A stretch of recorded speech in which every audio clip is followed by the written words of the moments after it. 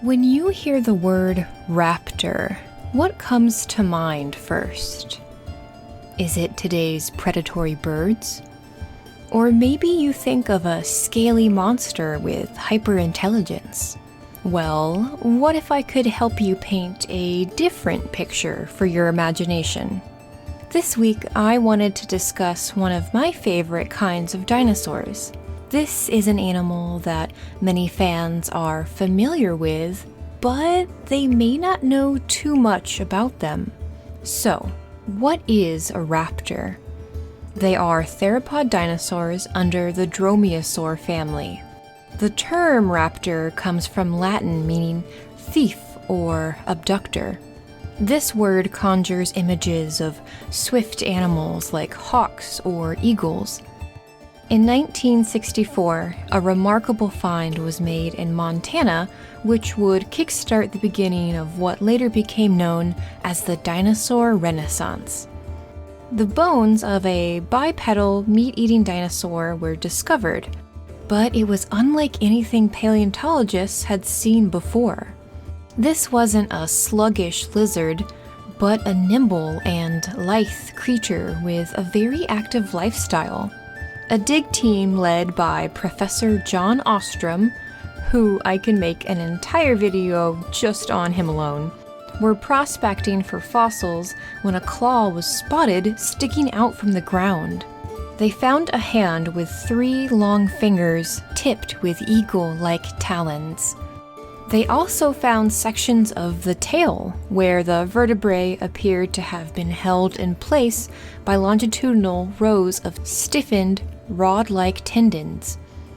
This would give it a rigid tail, which was odd since at this time, larger dinosaurs were more or less depicted as scaly kangaroos. More curious was the toes and a foot, but one of the toe claws was substantially larger than the others. Ostrom published his findings in 1969, naming the animal Deinonychus, or terrible claw. The first recorded Deinonychus to have been found actually came from Barnum Brown in the 1930s, but he had never published his findings. This specimen was thought to have been an agile pursuit predator due to its lean look, and was easily recognized by the community due to its large, sickle-shaped claw on either foot. In Ostrom's own words, Deinonychus certainly opened up a whole new window in viewing these animals. This animal clearly indicated extreme agility, activity, perhaps even intelligence.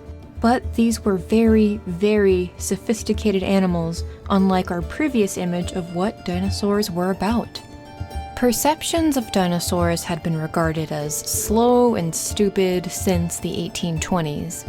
Now, well over 100 years later, paleontologists were forced to rethink pretty much everything that they thought they knew. Some of these old dinosaur reconstructions look pretty odd to us nowadays since we recognize them as being much more bird-like in modern paleontology. Back in the 19th century, British naturalist Thomas Huxley had proposed that dinosaurs and birds shared common ancestry. You might recognize Huxley's name from your middle school history book. He was given the nickname Darwin's Bulldog for aggressively advocating Charles Darwin's theory of evolution. Ostrom used this theory for a radical idea. Birds were directly descended from dinosaurs. In 1970, he visited a museum in the Netherlands to examine a pterosaur fossil. Surprise, surprise! It wasn't a pterosaur at all, but a misidentified feathered theropod. He immediately recognized the similarities between this specimen and raptors. This would later be named Archaeopteryx, or better known informally as the first bird. In 1976, Ostrom published his paper on Archaeopteryx and the origin of birds. Here he reviewed over 200 anatomical similarities that birds shared with theropod dinosaurs. Archaeopteryx is an incredible example of a transitional species. It had avian characteristics like feathers and wings, but it also had reptilian features like teeth and a long bony tail.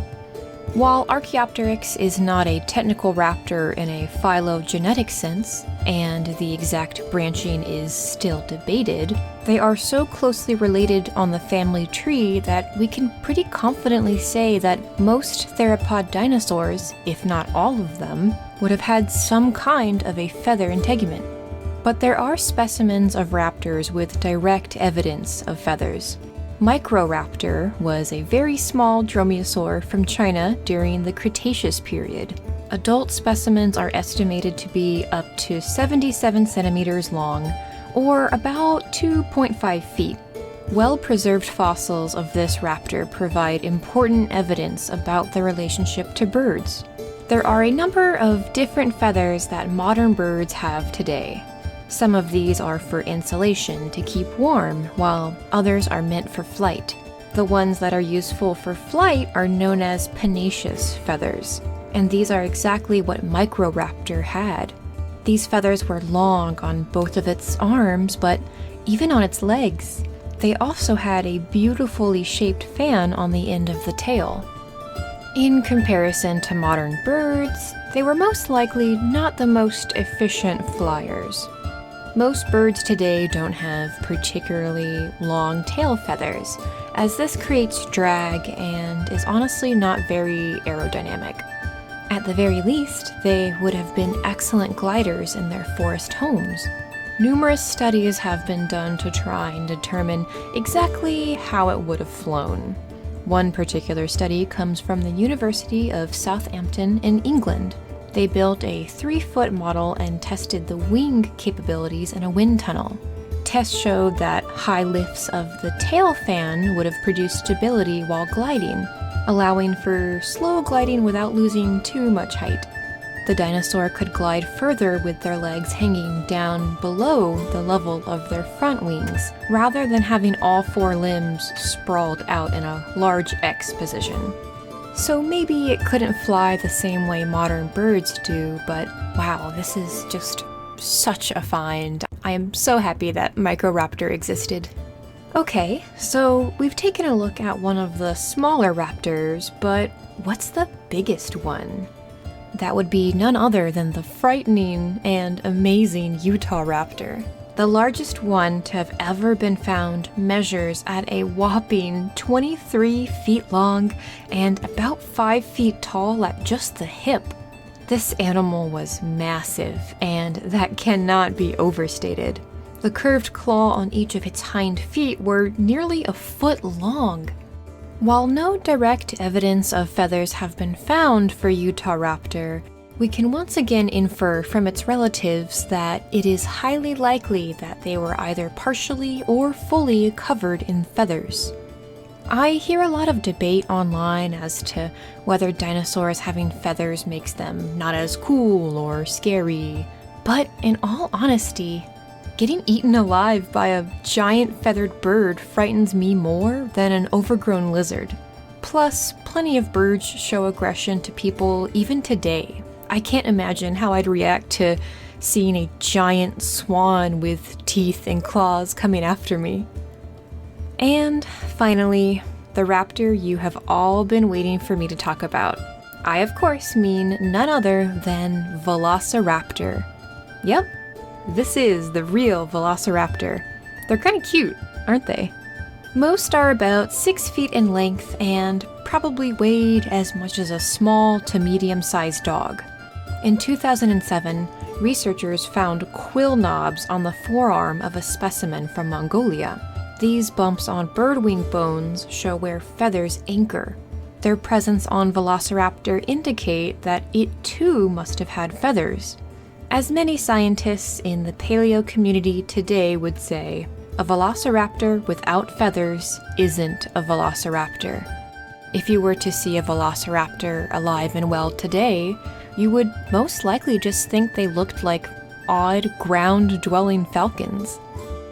There were so many more raptors that I wanted to discuss today, like Bambiraptor, Pyroraptor, and Utahraptor, but I don't want this video to be too long, so I think I'll need to save those for a future upload. I also think I want to make a follow-up video to this one talking about some misconceptions around dromaeosaurs, so please let me know what you guys would be most interested in hearing about. Thank you guys for watching this week's video. I'd love to know if you maybe have a favorite raptor I didn't talk about. Feel free to comment down below and maybe consider giving this video a like if you learned anything new. Thanks so much again for watching this, and I'll see you guys next time.